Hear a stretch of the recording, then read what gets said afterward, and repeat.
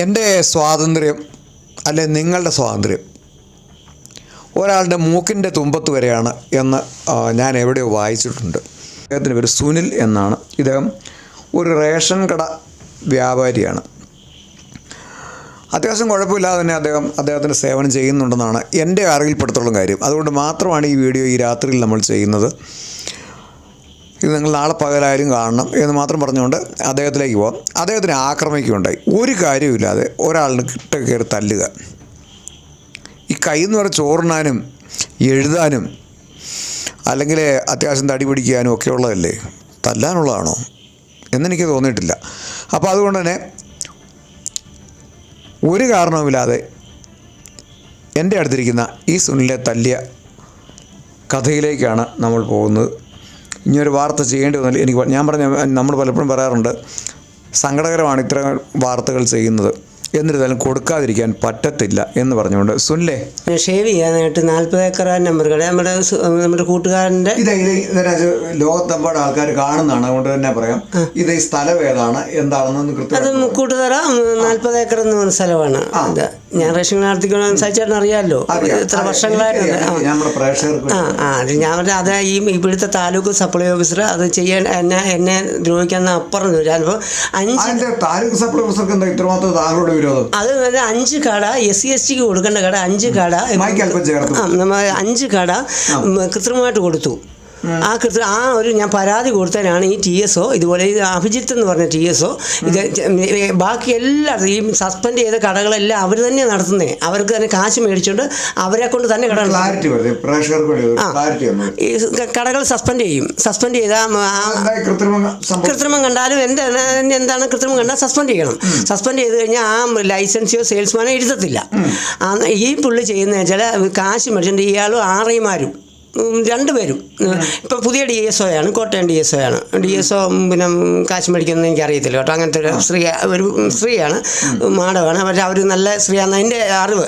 ഇത് ഡെപ്യൂട്ടി കൺട്രോളറെ വിളിക്കുമ്പോൾ അവർ TSO phone വിളിച്ചാൽ സർക്കാർ കൊടുത്ത ഫോണിൽ വിളിച്ചാൽ TSO ഫോൺ എടുക്കുക, ATSO ഫോൺ എടുക്കില്ല, RI ഫോൺ എടുക്കത്തില്ല, DSO ഫോൺ എടുക്കുക. DSO പറഞ്ഞാൽ നിങ്ങളുടെ ഫോണ് ഞാൻ ഡെപ്യൂട്ടി കൺട്രോളർ വിളിക്കുമ്പോൾ പറയുന്നത് അത് ഞാൻ പിന്നെ അത് ഞാൻ നിങ്ങൾ പറയുമ്പോൾ അന്വേഷിക്കാൻ ഇരിക്കുന്നത് അല്ലെന്നാണ് പറയുന്നത്.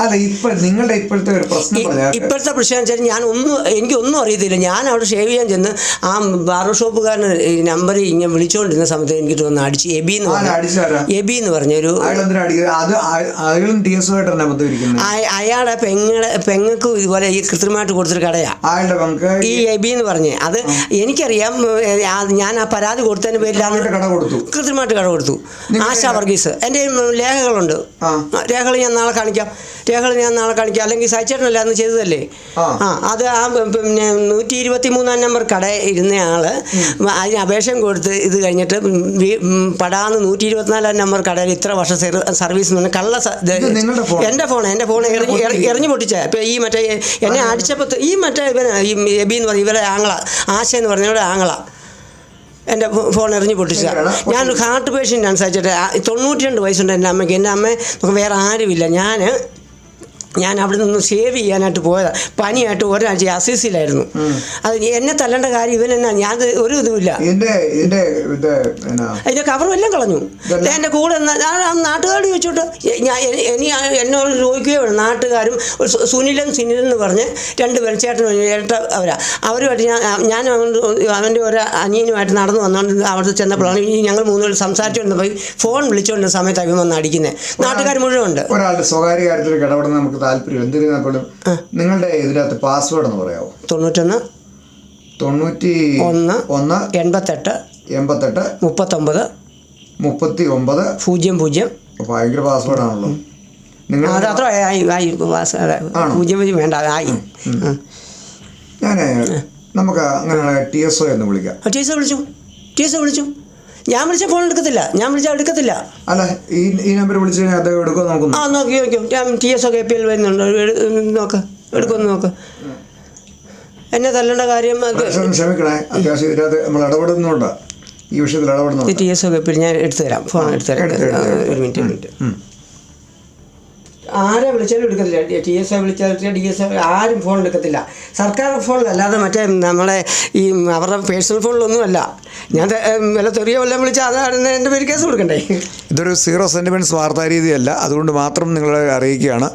ഇത് അൺഎഡിറ്റഡ് വീഡിയോ ആണ്. ഇദ്ദേഹം വിളിക്കുകയാണ്. അപ്പോൾ ഇതിനകത്ത് TSO ഇടപെട്ടോ എങ്ങനെയാണെന്ന് പറയുന്നത്? TSO ആണല്ലോ ഇതിന്. ഈ മറ്റേ TSOയും DSO ആരും നമ്മൾ പരാതി കൊടുത്താൽ അത് ഏക്കുമല്ലോ. ഞാൻ കൊടുക്കുന്ന പരാതിക്ക് മാത്രം. താങ്കളുടെ പരാതി എന്താണെന്ന് ആദ്യം പറയും. ഞാൻ പറഞ്ഞല്ലോ 5 കട ഈ SC/STക്ക് കൊടുക്കേണ്ട 5 കട SC/STക്ക് കൊടുക്കേണ്ട കടയാണ്. അത് കൃത്യമായിട്ട് ഒരു ദിവസം പോലും ഒരു നമ്മുടെ ഈ മന്ത്രിസഭ വന്നു കഴിഞ്ഞിട്ട്, ഈ 2ാം മന്ത്രിസഭ വന്നു കഴിഞ്ഞപ്പോൾ നമ്മുടെ GR അനിൽ സാറ് ഒരു ഓർഡർ ഇറക്കി. 10 വർഷമായ ഒരു കടയിൽ 10 വർഷമായ നടത്തി അവർക്ക് കട കൊടുക്കാൻ ഓർഡർ വന്നു. ആ ഓർഡറിൻ്റെ മറവിൽ കൃത്രിമമായിട്ട് രേഖകളെല്ലാം എൻ്റെ കയ്യിലുണ്ട്. രേഖകൾ ഞാൻ കാണിക്കാമെന്ന് പറഞ്ഞില്ല. അന്നാണ് അവരാരും അതിന് തയ്യാറാകത്തില്ല. അല്ല, ഇന്നത്തെ ഒരു വിഷയം എന്നാൽ, അതായത് റേഷൻ കട വ്യാപാരിക്ക് മർദ്ദനമേറ്റു. ഇതിൻ്റെ പിന്നിൽ ഒരു റേഷൻ മാഫിയ ഉണ്ടല്ലോ. റേഷൻ മാഫിയ തന്നെ. റേഷൻ മാഫിയ TSO ആണ് ഇതിനകത്ത് ഏറ്റവും. TSO ആണ് ഇതിനകത്ത് ഏറ്റവും TSO അദ്ദേഹം ഒരു മാഫിയയിൽ ഉൾപ്പെടുത്തിയിരിക്കുകയാണ് എന്ന് പറഞ്ഞാൽ TSO ആണ്. ഞാൻ ഫോൺ വിളിച്ച് നോക്കിയോ, ഇപ്പം നോക്കിയോ, എടുക്കുമെന്നറിയാം.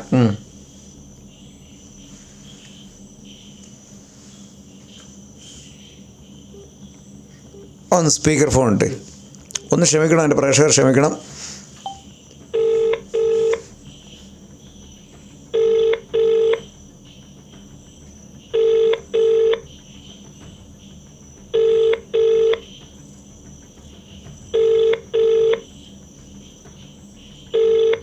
കോട്ടാൻ TSO ഞാൻ വിളിച്ചു തരാം. ഇതാരും ഫോൺ എടുക്കത്തില്ല. ATSO എടുക്കത്തില്ല, RE എടുക്കത്തില്ല, ആരും എടുക്കത്തില്ല. എൻ്റെ ഫോൺ മാത്രം എടുക്കത്തില്ല. സർക്കാർ ഫോണാണ്. താങ്കൾ വിളിക്കുന്ന വ്യക്തി ഇപ്പോൾ കോളുകൾ സ്വീകരിക്കുന്നില്ല. അപ്പോൾ നമ്മൾ TSO വിളിച്ചു, അദ്ദേഹം ഫോൺ എടുക്കുന്നില്ല. നേരിട്ട് കേൾപ്പിക്കാം. ഇനി വേണമെങ്കിൽ നമുക്ക് ഈ DSO വിളിച്ചു തരാം. DSO വിളിക്കാം.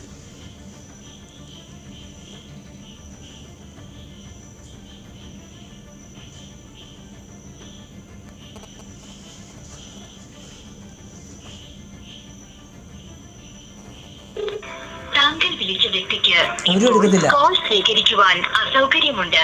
ദയവായി അല്പസമയത്തിന് ശേഷം വിളിച്ചേട്ടെ. അപ്പോൾ ഈ സുനിൽ എന്ന് പറയുന്ന ഈ വ്യക്തിക്കെതിരെ ഉണ്ടായ ഒരു ആക്രമണത്തിൽ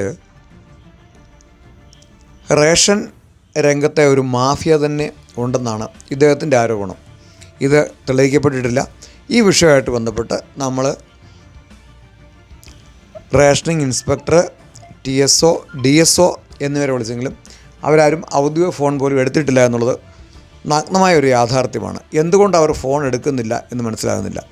ഈ പറയുന്ന എൻ്റെ തൊട്ടടുത്തിരിക്കുന്ന സുനിലിൻ്റെ നമ്പറിലും നമ്മുടെ ഔദ്യോഗിക നമ്പറിൽ, നമ്മുടെ ചാനലിൻ്റെ നമ്പറിലും, അതുകൂടാതെ നമ്മുടെ സ്റ്റാഫിൻ്റെ നമ്പറിലും വിളിച്ചിട്ടും ഇവരാരും ഫോൺ എടുക്കുന്നില്ല. ഔദ്യോഗികമായിട്ട് ഫോൺ എടുക്കണമെന്നുള്ളതാണ് എനിക്ക് തോന്നിയിട്ടുള്ളത്. ഇവരാരും ഫോൺ എടുക്കുന്നില്ല എന്നുള്ളത് തന്നെ എന്തോ കുഴപ്പം ഉണ്ടെന്നുള്ളതാണ് എനിക്ക് തോന്നുന്നത്. ഞാൻ ഫോൺ വിളിച്ചാൽ എടുക്കത്തേയില്ല. ഞാൻ ഫോൺ വിളിച്ചാൽ ഇവർ ഈ ഔദ്യോഗിക സർക്കാർ കൊടുത്ത ഫോണിൽ എനിക്ക് വിളിക്കാൻ അവകാശമില്ല.